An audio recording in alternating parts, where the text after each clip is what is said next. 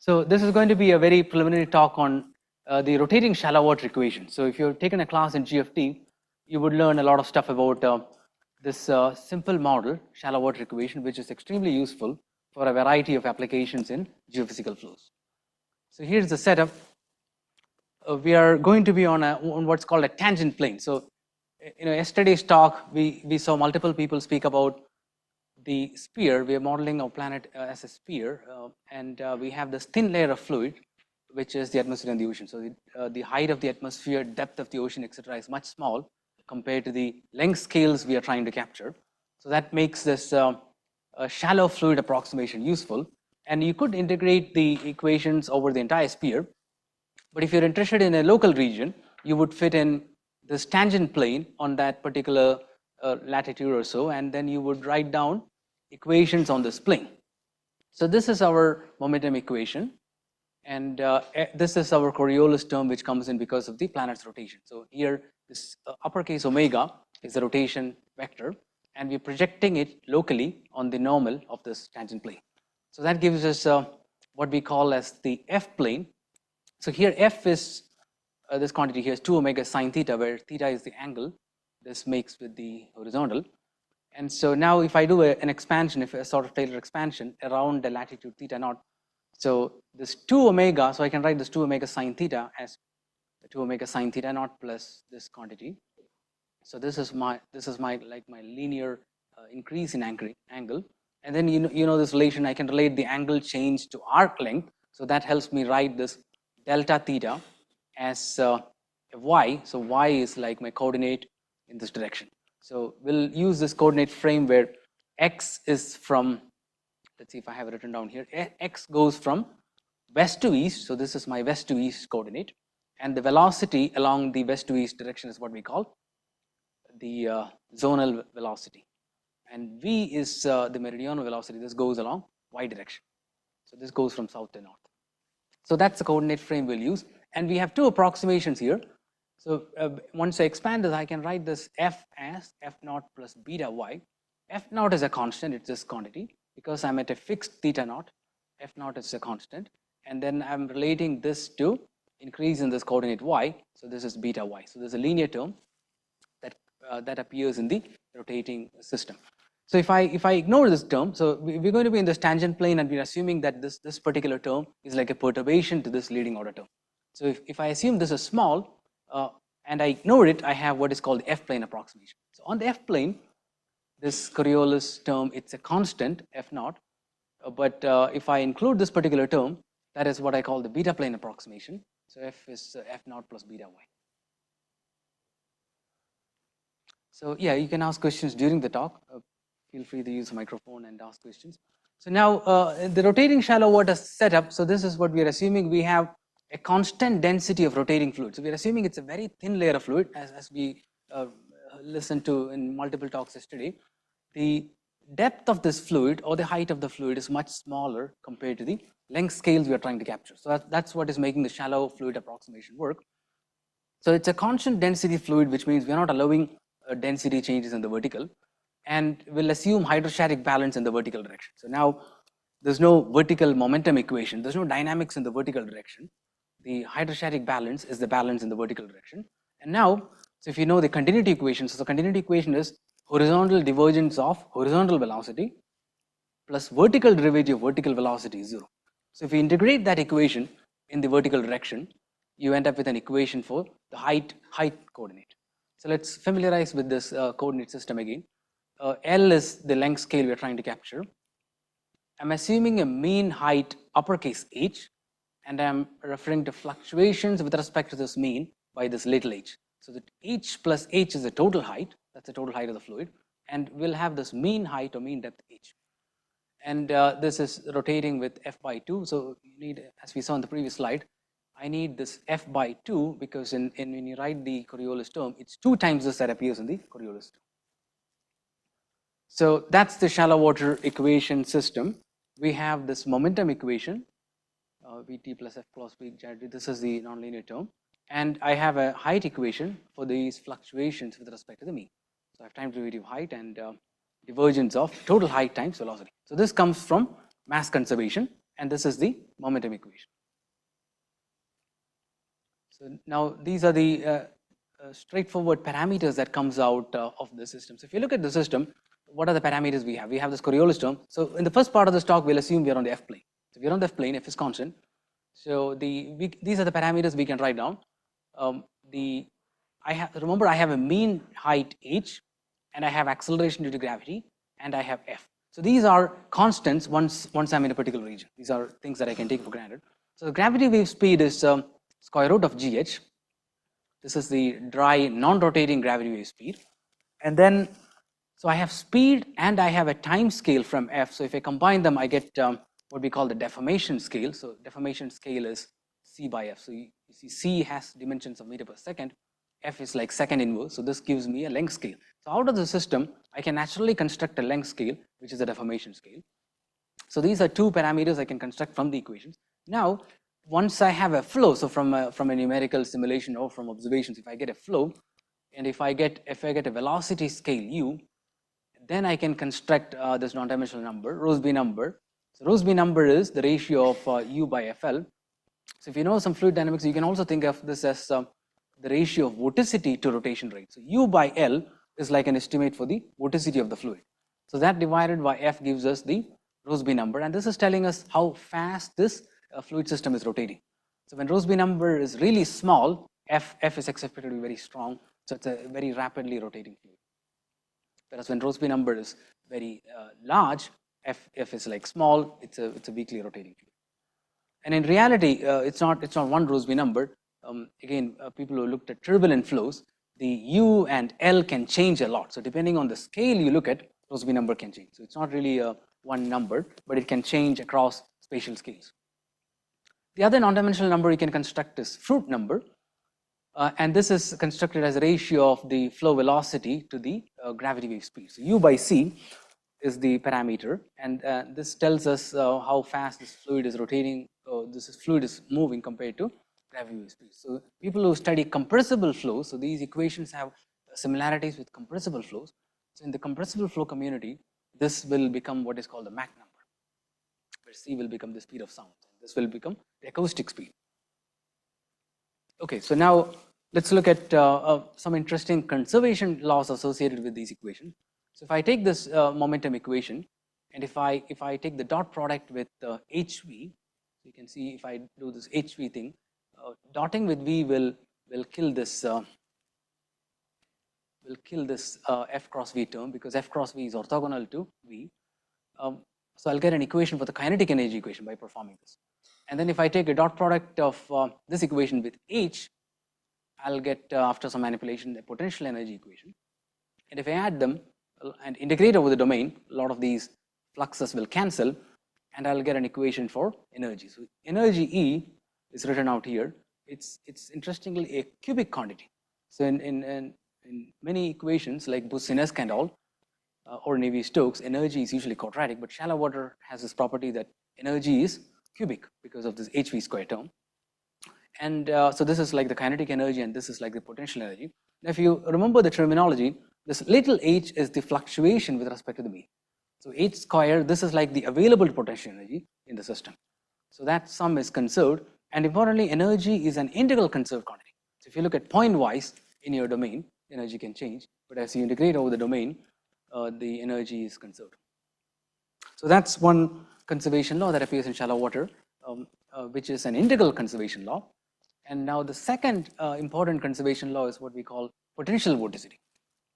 So we get this by taking the curl of this equation. So if we take the curl of this equation, again, people who have done this kind of manipulations in class will realize, if you take the curl of this, I'll get vorticity. So I have time derivative of vorticity. So zeta here is the curl of V, it's the vorticity. So I have vorticity, and so I have this height equation. If I combine them, I can show that this quantity, so this is what we call the material or substantial derivative of this fluid. This times Q is conserved. So this is a material conserved quantity in the sense that fluid parcels, so if you look at the flow, and if you label fluid particles, and if you mark a certain Q with these fluid particles, as the flow evolves, it will be conserved with the material particle. So that's the idea of a material conserved quantity. So potential vorticity is a materially conserved quantity in the sense that d by dt, the substantial derivative of q is 0. And let's look at this form of potential vorticity. So potential vorticity is the vorticity plus f, the Coriolis term, divided by total height. So that's the potential vorticity, and this is it's materially conserved. So these are the two important conservation laws. There are many other related conserved quantities in the system, shallow water system, but these are two important things that will be required for us. So now this is again a brief introduction to different kinds of velocities and properties of waves. So let's look at this talk will have a lot of these wave equations. So we'll review some things you would learn on wave dynamics. So imagine you have a partial differential equation. This is the standard wave equation, and we are going to assume that c is constant. So in this world, it's a constant coefficient partial differential equation of PDE, and we can look for solutions of this form. We can look for traveling wave solutions. So I'm writing V as, so V is here any variable. It could be velocity or temperature or density, anything. So V, I'm writing it as in terms of Fourier mode, sum over all wave numbers, e to the power I kx minus omega t times this Fourier amplitude V cap. So if you substitute this in here, you will notice that the second derivative in time will bring in an omega square term, and the second derivative in space will bring out this k square term.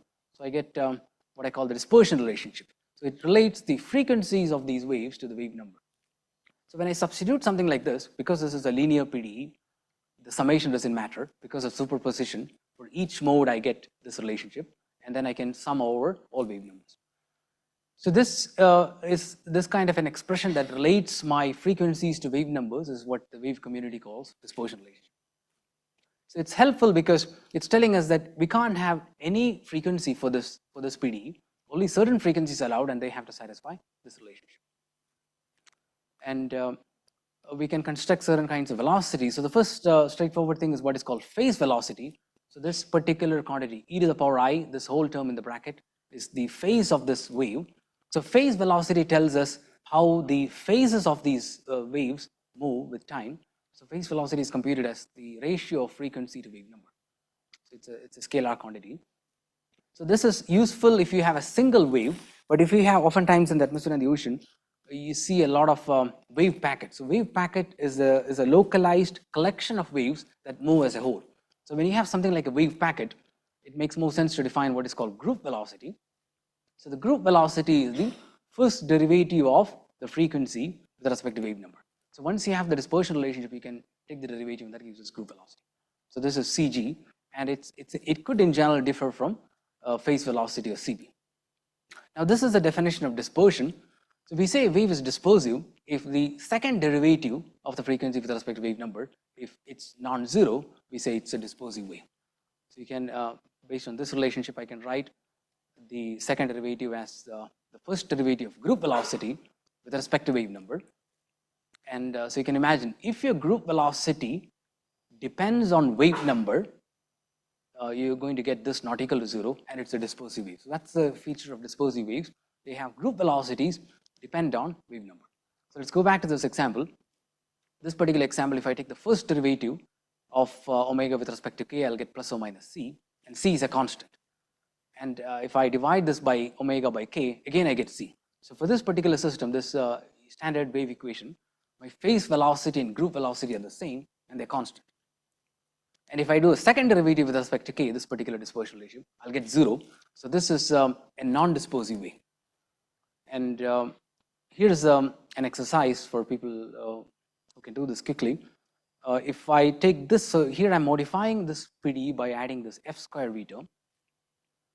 And if I do that, if I play the same game, if I substitute this here, I'll get omega squared as c square k square plus f squared. So now I have this extra term, and omega will be square root of this. So now if you go through the same calculation, you can show that group velocity now will depend on k. So second derivative with respect to k is not 0. So these are dispersive waves. So people who learn this in PD classes, this is a standard wave equation, while this, especially in quantum mechanics and all, they call this the linear Klein-Gordon equation. So this gives us this sort of a dispersion relationship, and these are all dispersive waves. And as we'll see, a lot of waves we see in the atmosphere and the ocean, with exception, most of them are dispersive waves. So now we get back to the shallow water equations, and we'll spend a few slides on the F plane. So in the F plane, as we learned earlier, we are going to set F as a constant, and temporarily we will ignore the latitudinal variations. And so this is F plane is very useful for mid latitudes, high latitudes, etc. So in the F plane, so again temporarily we're going to ignore all the nonlinear terms in shallow water, and so these are the linear shallow water equations. So now again, this is an exercise you would do in a graduate class in GFT. You can take these PDs. So remember, I have 3 PDs here. I have 2 velocity components and 1 height equation. So I have 3 time derivatives, and so with some manipulations, I can write a single PD which is higher order in time for one of the variables. I can do this with U, V, or H. So here I've done it for V, and I'll get this higher order, which is really cubic in time PD. So this is my PD. And here, so delta, we'll see the symbol, this is a Laplacian. F is constant, so this here again I have a constant coefficient PD, which is which has these terms. I have F, remember this is C square, this is the linear gravity wave speed and so on. So now again I can look for waves. So I'm playing the same game as before, with the exception that now I'm in 2 dimensions. So previous simple wave I had chosen 1 dimension, but in 2 dimensions I'm expanding V as sum over Vk. I have wave numbers in X and Y. Okay, so if I substitute this in and look for dispersion relationship, I'll get this. So I'll get 3 roots, because notice that there are 3 time derivatives. So I'll get 3 roots for omega. Omega is 0. This omega is 0 should be straightforward to follow, because I have a time derivative outside all of this. So I have omega 0 as a root, and then I also have omega is plus or minus f square plus GHK square. But this k now is the total wave number magnitude. Now omega 0 is the vertical mode or the geostrophic mode. So if you go back to this partial differential equation system, omega 0 means I don't have time derivatives. Time derivatives don't matter. So I can ignore these terms, and that gives me the geostrophic balance condition. So that's the 0 frequency mode. At the linear level, at the linear equations, this mode doesn't evolve. So that's geostrophic balance. So we are to bring in some nonlinear dynamics for this particular mode to evolve. And the other root, there are 2 roots, remember. These are what are called inertial gravity waves or Poincare waves. So omega is plus or minus square root of f square plus GHK square. These are waves that have rotation and the GH terms or C square coming in. So we'll see many plots like this in this talk. Once I have a dispersion relationship, I can go to a omega k space. So this is called sometimes called a spatiotemporal spectrum, because if you have a signal, you can do a Fourier transform in space and time, and you would end up with pictures like this from data or simulations. And these curves, this curve is drawn here. So this is from a book by Haas. So we are looking at the dispersion curve. This particular equation, you'll see that as I approach k close to 0, so for very small k, so remember k is wave number. So small k means your wavelengths are very large. So for very long waves, as k becomes small, omega approaches f. So that's this limit. Here it's denoted by f naught. So this is the lowest frequency these inertial gravity waves can have.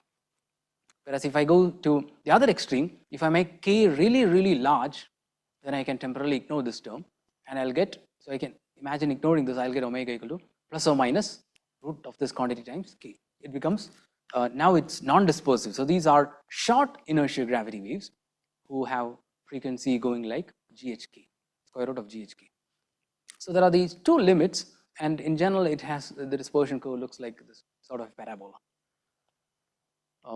So the important point here is that on the F plane, while you're on the F plane, the lowest frequency of the waves is f naught, which is a constant, and it's non-zero. So there's a clear separation of the inertial gravity waves from the geostrophic mode. So remember, the geostrophic mode, this particular mode, has omega 0, and omega 0, this part of the spectrum we'll see soon, but omega 0 is here.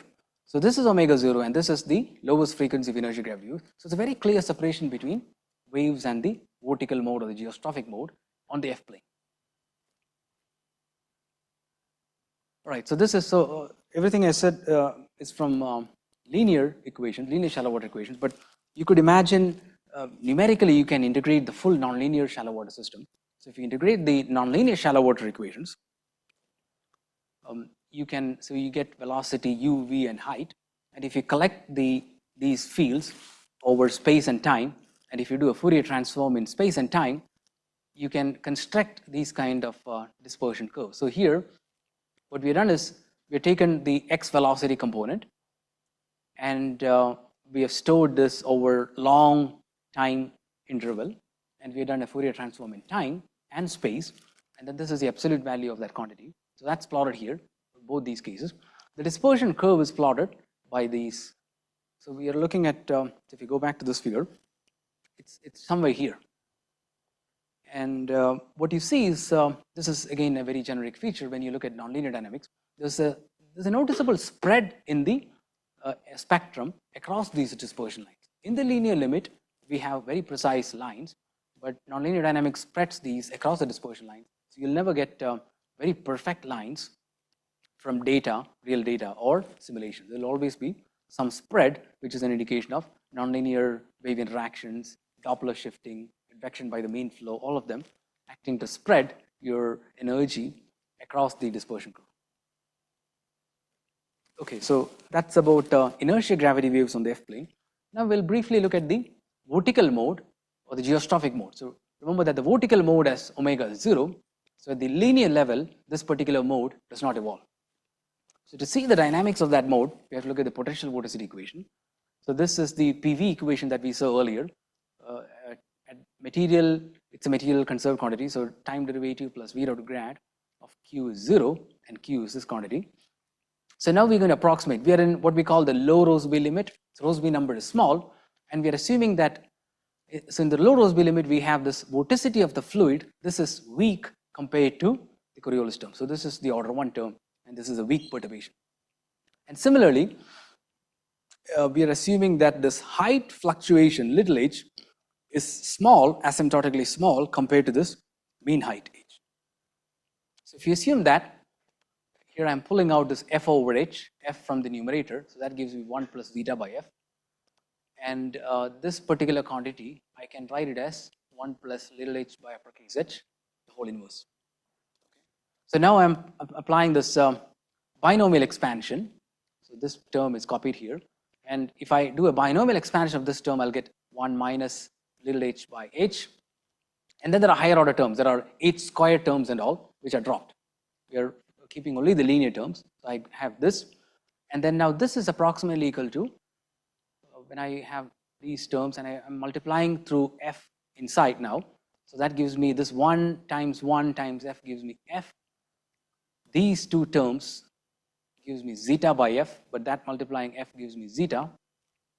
And then I have this particular term multiplying 1, so that gives me minus h by h with an f from here. So this is the leading order part of potential vorticity. And then I have smaller terms. I have terms of the order of, you can see when I multiply these, I'll get zeta h term. So that's a quadratic term, so that's dropped. And I'll get h squared term, which are again dropped. So these are all small terms which are dropped. So at leading order, this is my linear PV. And now the interesting fact about inertia gravity waves on the plane is that they don't have PV. So this again requires some algebra. If you go back to the linear wave equation that I showed earlier, and if you calculate the PV, you can show that subscript W denotes waves, inertia gravity waves. So for these waves, linear PV is 0.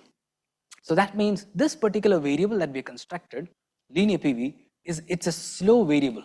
You know, back in the day, people called this a slow manifold, whereas waves are the fast manifold. So it's like two manifold. You have the full flow, and the waves lie on a different manifold, and the slow dynamics lie on the slow manifold. So the potential vorticity is like the slow variable, and this gives me the idea that if I keep track of this variable, I can get an evolution equation for the vertical mode or the geostrophic mode. So we are doing that here. So if you go back to the PV equation, I've shown that this particular variable, doesn't have a wave projection, so it's slow or geostrophic, so that's what the subscript denotes. And so we need to advect it by the geostrophic flow alone. So this is the leading order equation if you carry the calculations correctly. So I have advection of the linear potential vorticity by the geostrophic flow. And now, so now for the first time I'm going to the beta plane. So I'm going to make this dynamics a little more rich by saying F is F naught plus beta y, and that gives me, this becomes F naught plus beta y. But because I have derivatives throughout, I don't have to keep this F naught term inside. So this becomes my quasi-geostrophic equation. Okay. So here, let's understand this geostrophic Vg dot grad is what I've written here as the Jacobian term. So this is a Jacobian term. So I'm defining a stream function. So you can see this is my geostrophic balance. My stream function psi is proportional to this geostrophic height. So I've written a partial differential equation now which is nonlinear, but it depends only on psi or the geostrophic height, and this is the F plane this is the beta plane quasi-geostrophic equation, and it's a very popular model for mid latitude and high latitude PV dynamics or balance dynamics. So now we're going to play the same game as before, but with the QG equation. So I'm going to linearize the equation and look for traveling waves again. So now I'm expanding my stream function psi as sum over modes times e to the power I x, y, and then omega. So if I go through this calculation, I'll get a dispersion relationship. So this is my dispersion relationship. Omega is minus beta kx by total k square plus kd square. So kd is again just the inverse of my deformation length. Now these waves are called Rossby waves, and they play a big role in mid latitude weather, etc. So we saw again in yesterday's talk how polar vortex, a lot of dynamics in the mid latitudes and high latitudes you can get by QG and Rossby dynamics. So Rossby waves are very important in the upper regions, in the high latitudes. And this again, now one of the interesting things you notice with this dispersion relationship is that if I divide this omega by kx, I get minus beta divided by this particular quantity which is positive. So it's telling me that my phase speed of these waves is negative, or these waves propagate to the left. So these Rossby waves, they all propagate westward. So that's the dispersion relationship. And now, so let's go back to this dispersion curve that we saw earlier. This is my inertial gravity wave field. And then I have this dispersion relationship. So notice that in all these curves, I'm only plotting the upper half. The negative omega is omitted. All right. So when I'm plotting just the upper half, for omega to be positive, I need kx to be negative. So that's why this dispersion curve, it appears only on the negative k part, negative kx part of this curve. So these are Rossby waves, and now if you take this dispersion relationship, you can manipulate it and show that you have a local maxima. So it has a curve that looks like this. This is the shape of the dispersion curve. And again, the highlight here is that previously the geostrophic mode was here, but with nonlinear dynamics, it starts to evolve, and you get this Rossby wave curve. But there's still this separation between fast inertial gravity waves and slow Rossby waves. So that summarizes the F-plane wave dynamics. So we appreciate by now that the rotational shallow water has different kinds of waves. Inertial gravity waves are fast, so this is the fast component, and they don't project on linear PV. Linear potential vorticity is the slow variable. So at linear level, it doesn't evolve. But if you bring in nonlinear dynamics, they start to evolve. And Rossby waves, so again, maybe I didn't mention this, but these waves are again dispersive in nature. If you find the second derivative omega with respect to kx and ky, it's non-zero. So these are dispersive waves. And I'll end this F-plane dynamics with this point again, which is actually very important. Inertial gravity waves are fast, Rossby waves are the slow, and they decoupled at two levels. So the linear level from the dispersion curve, we saw that there's a separation between waves and inertial gravity waves and Rossby waves.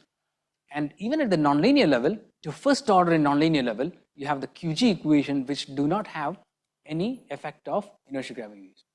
So at the linear level and the first order of nonlinearity, these fast inertial gravity waves are completely decoupled from slow Rossby waves. So now we get to the equatorial region, which is the more relevant part for this meeting. So on the equatorial dynamics, we go to this expression. Remember, I had F equal to F naught plus beta y, but at the equator, the Coriolis term will go to 0. So F naught is 0 now, which means near the equator, I have F is beta y. So at y equal to 0, this term will go to 0. Right? So this is my linear shallow water equations now. So I have the time derivative term, and now I have an inhomogeneous term appearing in my equation, beta y, times all of this, and these equations are the same. Height equation remains the same. So now, because we are in this equatorial region, the disturbances that are excited there, I want them to satisfy. As I go far in y, in both plus and minus, these disturbances must die off. So this is an extra condition that comes in, that my flow variables must satisfy. So velocity, etc., must decay as we go far in the y direction. So now this system will admit a lot of different kinds of dispersive waves. So we'll first look at a special case. A special case, and this will turn out to be what are called Kelvin waves. So we will first look for cases where there's no meridional velocity. So v is 0. The velocity in y direction, I'm going to make it 0. So if I make it 0, if I go to shallow water equations, now I have no v. So these are the three equations. I have an equation for u, no v component here. Here I would have had the time derivative of v, but that is also dropped. And here in the height equation also, I don't have v in it. So I have this system, and now what can we do? We can go to this equation, and so if you look at this equation, I'm only solving for u and h because there's no v. So if I eliminate h from these equations, I can write an equation for u. So this is the easiest thing to do with these equations first. If I eliminate h, I'll get this wave equation for u. And remember, this is the wave equation we saw earlier. It's the non-dispersive wave equation. And so again, many of you will know from college days and all, this is what we call Dirac-Lambert solution. So I can write u as two waves, one moving leftward and one moving rightwards. So eastward and westward waves. So that's my general solution, where again c is root gh. And so up to here it's straightforward, but you have to do a little more work to get the y structure. So remember, this is a PDE that depends on t and x. There's no y dependence, but a solution should have y dependence. So to get the y dependence, I have to go back and manipulate this particular equation. And if I do that with some more work, I can write a solution that looks like this. So now I have my velocity u is this Gaussian-like thing, e to the power negative y square by Lic. So this is a natural variable that appears from these equations on the equatorial dynamics, and this is called the equatorial deformation length. So equatorial deformation length is this square root of c divided by beta. So that's a new length scale that comes up, and that naturally appears in these variables as a decay scale. So if you look at these two terms, we infer that this particular term will decay in y as I go in plus or minus y far, but this particular term is growing. Now again, remember, in the equatorial plane, in the equatorial region, I want my disturbances to decay as y goes to plus or minus infinity. So that means I can't have this particular term. So g2, this function, has to be 0, and this will be my solution. So if I use this solution and go back and substitute in here, I can get the height field also. I can just substitute in here one of these equations, and I can integrate in y, and that'll give me height. So that's how my solution looks. U is this Gaussian like decay from y in y, and h is this times this function.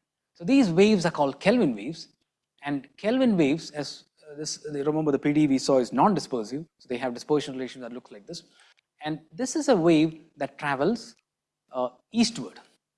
So it's just a right-going wave. Recall that we had to set this particular term to 0 because we don't want growth in y, and so these waves cannot propagate westward, they just propagate eastward. So Kelvin waves are non-dispersive and they propagate eastward. And remember that these are very special solutions. They have to satisfy V0, so they are a very special case of the equatorial shallow water system. So now we're looking for general solution. Kelvin wave is a special solution. Let's go and look for all the solutions that this system admits that has V. So Kelvin waves are V0, but we are looking for solutions now that has V non-zero. And this is, so now the F-plane dynamics are a little more easy. This is a lot more algebra, but with some work, again, as a graduate student, if you work with a lot of these calculations, you will learn that it's easier to eliminate U and H and write an equation for V. So if you do that, I get this higher order PDE for V. And so if you recall the previous slides, this term, it's like the inertia gravity wave operator, but instead of F, I have beta y square now. And then this is a term that reminds us of the Rossby wave dynamics. So we have a mix. So this is a sign of things to come On the equator, we don't really have a separation. We'll have both inertial gravity and Rossby waves, and they're combined, which we get a hint of that by looking at this operator. Now again, when we look at this PDE, I have inhomogeneity at y. So previously on the F plane, we were looking for plane wave solutions in x and y. But now because of this inhomogeneity, and I know I have to have things decay in y, so I'm going to look for traveling waves only in x. So I write v as sum over k, v hat, so my Fourier amplitude now depends on y times e to the power this wave that travels in only in x. So if I do that, I'll get a PD. So if I do that, I'll get an ODE now, because remember this depends on x, t, and y. But if I plug this in, I'll get an ODE in y, and now I'll make a change of variable. We'll see why I need to make this change of variables. I'll change variables. Psi is now y by Lic. So Lic is what we saw on the previous slide. Here, Lic is the equatorial deformation length. So if I normalize my y coordinate with this, I get an ordinary differential equation for the Fourier amplitude, which looks like this, where I have this particular quantity minus psi square, where psi square is really y, that is non-dimensionalized. So I get this ODE, and this is much more complicated than what we had before. Previously, we just had a constant here. It's like a simple harmonic equation I could integrate. But now there's more dynamics. So how do I approach this? So again, physicists, if there are physicists now, you'll appreciate that this particular equation, this is the Schrodinger equation for a quantum mechanical oscillator. So for a simple harmonic oscillator, we have this particular term is a constant, which is positive. So we have solutions that are cosine and sines. But when I have this variable term here, this is my quantum mechanical oscillator. And so psi here is the wave function in quantum mechanics. And this equation admits solutions. So solutions look like this. Psi is this Gaussian-like thing times factors times special function. This special function are called Hermite polynomials. So you might have heard of Hermite polynomials, Legendre polynomials, Chebyshev polynomials, and so on. So these are solutions of these are called Sturm-Liouville problems. Okay, so Sturm-Liouville problems are special because when you have equations like this with special boundary conditions, like in this particular case, we want solutions to decay in y. So these are the solutions that appear, and these are this is a generic expression for Hermite polynomials. So j is like my variable that runs from 0, 1, 2, 3, etc. So if I put in j0, I'll get the first Hermite polynomial. So this is h0, h1, h2, etc. based on the value you put in for j. So I have these polynomials. These polynomials are getting multiplied by this Gaussian envelope, which makes sure that things decay as I go, as y goes to infinity. Remember again, psi is really y non-dimensionalized. So as I go far in y, in a positive or negative direction, these things decay.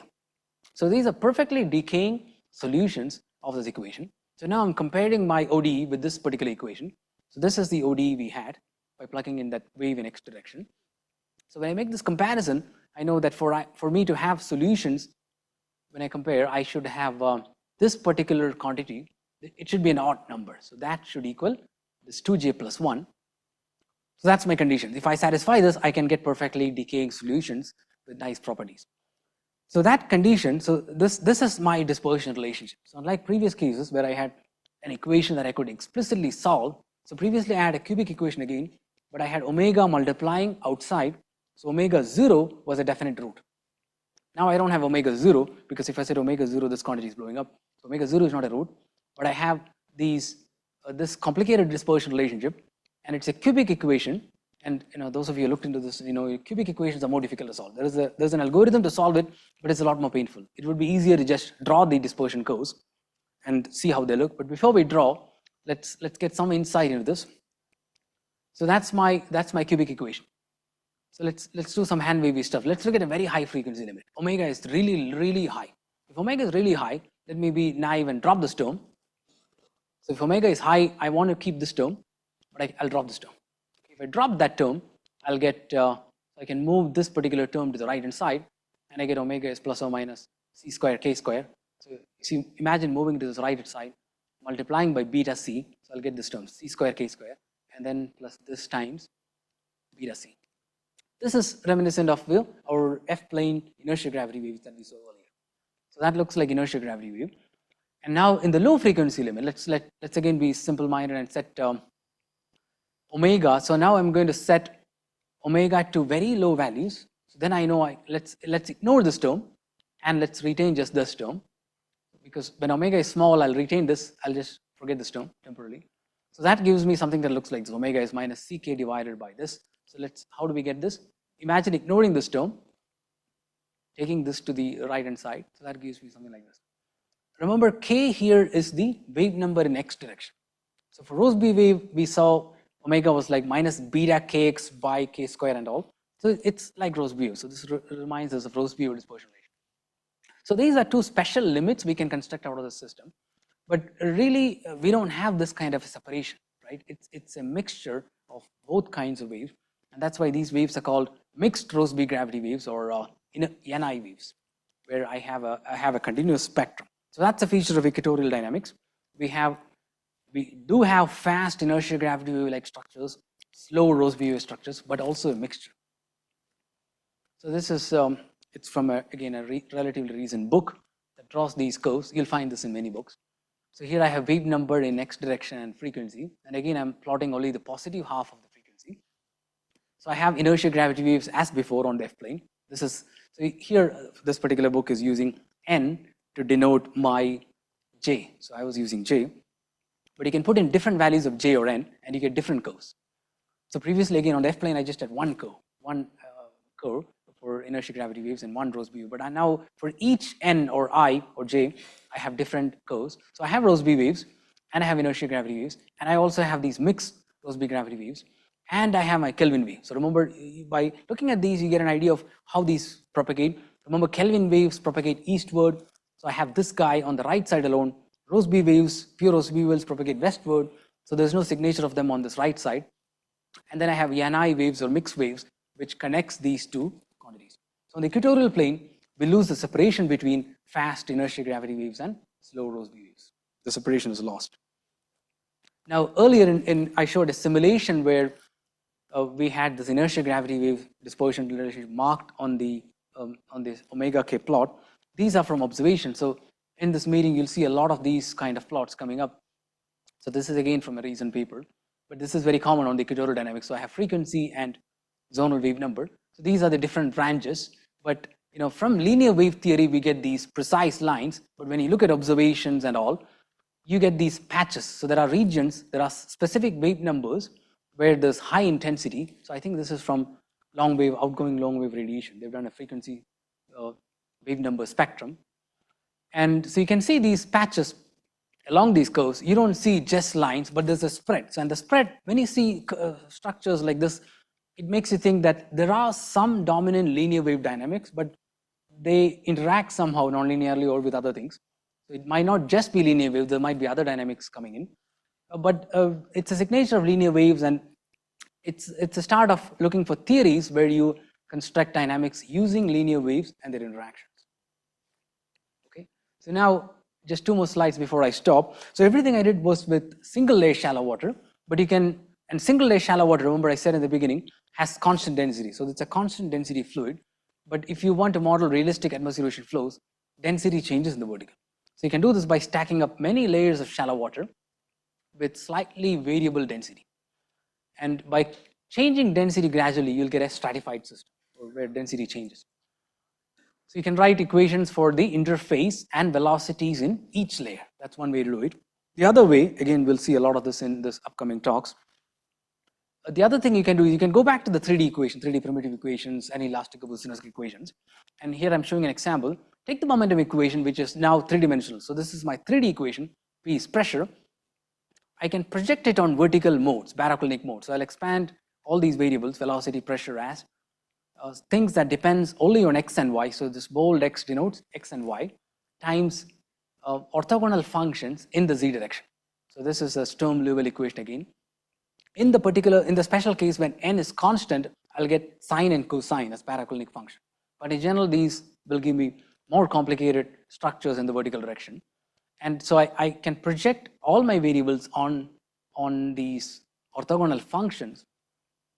And then for each of these subscript n variables, I'll get linear rotating shallow water equation at the linear limit. And if you include nonlinearity, you'll get nonlinear interaction between these different modes. So that's another way to get shallow water equations from the 3D equations. You can project it on parabolic modes. Okay, I think my time is up, so I'll stop there. This was, as I mentioned at the beginning, it's pretty much textbook stuff for people who haven't seen a lot of these details. We saw how we went from F plane to beta plane to equatorial plane. These are books and papers you can read more about. So Wallace has this nice book, which is considered the GFT Bible now. A lot of people follow that for GFT courses. There's also this very nice book by Pedlowski, which describes just waves in the atmosphere and the ocean. And Vladimir Zeitlin, who worked in France for many years, he has this very nice book which is called Understanding Almost Everything with Rotating Shallow Water Model. You can do a lot with shallow water models. And a lot of the equatorial dynamics and the progression to this meeting, you will find in Matsuno's famous paper. It's called, this typo here, it's quasi-geostrophic motions in the equatorial area. So Matsuno looked for, is there a separation between fast waves and slow waves on equator? So that's this paper.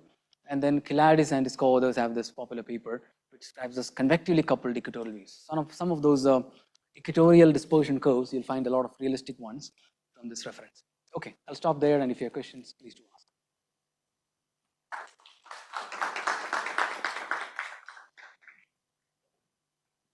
Yes, we have plenty of, I think, around 15 minutes for questions.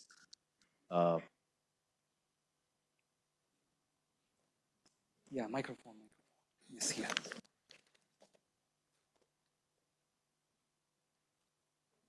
Like, F is a function of latitude, right? Right. Okay. And like we can do all of this because of the tangent plane approximation. Right. You could go to the spherical coordinates and still do some of this. Yes. You can be on the sphere, but then you won't have that y term. Okay. Right. Okay. So if you weren't to approximate like it to be a tangent, what would be conserved? Like we would still get some conserved quantities, right? We will, yeah. We can still have potential vorticity. We'll have energy conservation. We'll have all of that. So this approximation only for interpretability. Right. So you can imagine if you wrote these equations on a sphere, for example, there's no concept of beta y, right? So there's no clear separation. So you could have a mid-latitude wave. It could propagate, and it might end up being something else as it propagates. It might merge, interact. So it's interpretability, but you can still do a lot of these things.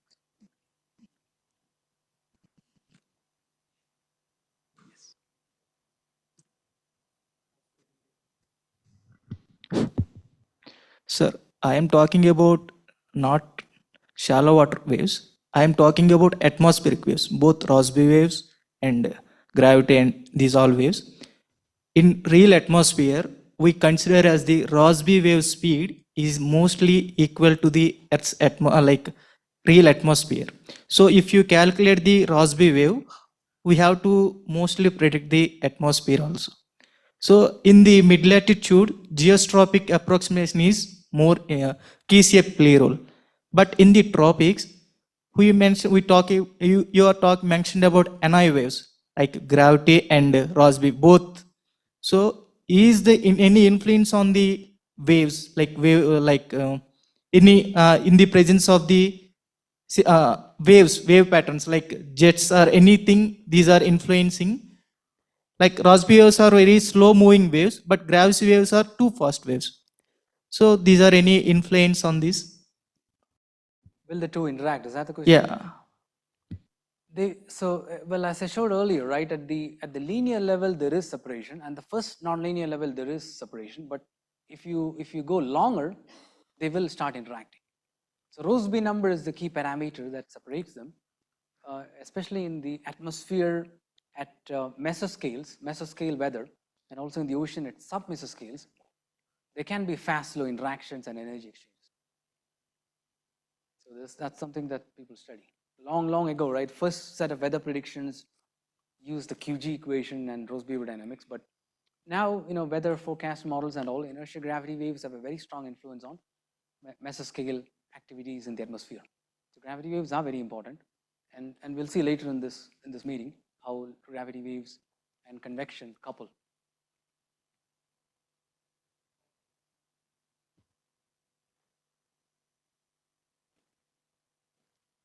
Maybe I will ask a question. Yes. What about the non-traditional approximation, Coriolis force approximation? Right, yeah, so that's something, yeah, if it was a second talk, I would have spent time on that, right? So Vishal is asking about the non-traditional approximation. If you go back to the initial slide, let's see this particular slide, right? So here we are projecting the Coriolis term, this rotation vector on the normal to the plane. And then this guy also has a projection on the plane, and we're ignoring that. So I didn't even mention it, and I just let it go. But that component, so this is again relatively recent work, past several years, people are studying that. If you put that term in, you get, there are other waves that come in, and they have interesting physical effects. So yeah, that was ignored in this talk, but it can be important. And people are, this is again active research, people are exploring new instabilities come in, those waves now bring in new anisotropic features, which can be important for the dynamics. Thank you. Yeah. Let's get the microphone. You showed that curve for the mid-latitude, the inertial gravity and the Rossby, both Right. separated. Yes. So there was this realistic curves which are spread away from that. And you mentioned after this, the next one. So this, you see that the contours, they are spread from the theoretical curves. Right. And you are suggesting this Doppler shifting as one of the, can you mention like how it can lead to this like diversion away from the Okay. theory? Yes. How are we producing this kind of a spread? Well, let's go back to the equation. So if you look at the, let's imagine this, right? You have the nonlinear term v dot grad v. You have the nonlinear term, and each of that v, so each of that v has a frequency that looks like this. Let's go back here. Right. This is expansion. So velocity is e to the power I k dot x minus omega t, and each wave number has this frequency.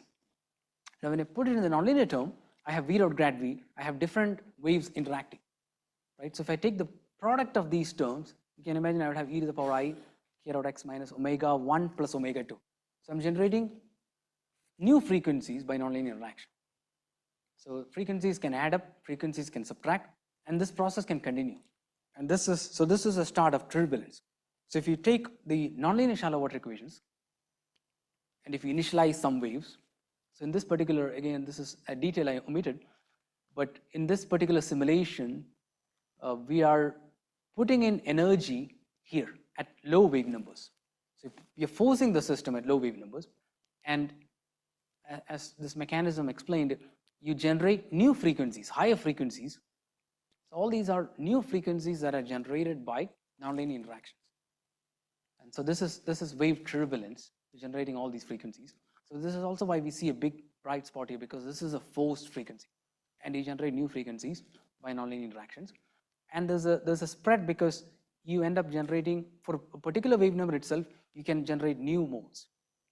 Because everything I said here was with the linear equations. These are not exact solutions of the nonlinear PD.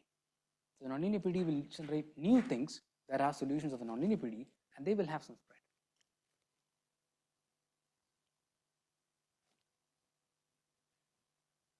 Any last question? Quick question. Maybe if not, let's thank Jim for a nice talk.